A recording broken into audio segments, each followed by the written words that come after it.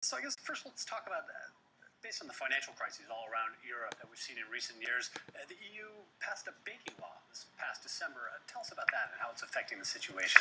Exactly, the past. We all remember Lehman Brothers and the bankruptcy of Lehman Brothers. So it happened like in Europe also in 2008, following the financial crisis. A lot of European banks, like Bankia in Spain, you had Dixia from France and from Belgium, they also went bankrupt, and you had to have public money to help those companies, as those banks, especially.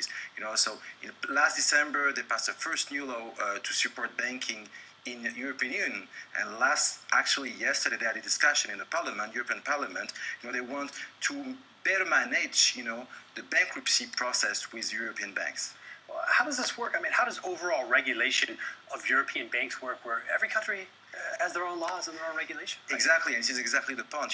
Some European Parliament wants to integrate further Europe and push kind of a fund that will be funded out of, the private bank, and basically you've got banks putting money into a box, and when there is a bankruptcy, helping the other banks. But you've got countries like Germany that actually doesn't want to have this kind of fund, and this one we're speaking about 55 billion euro that's going to be established.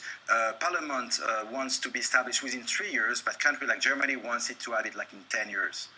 As the largest economy there, does it all rest on Germany? Are they basically running the show here financially? They're actually, running the show because the economy of Germany is really very strong. But it's more than Germany. It's actually people within Europe that are actually supporting more integrated Europe or less integrated Europe. The real question here, we're speaking about yesterday, this discussion between parliamentary people, that whether when there will be bankruptcy of a bank in Europe, who is going to drive the process? The process is going to be driven out of Brussels, or it's local ministers, financial ministers that are going to drive the process locally.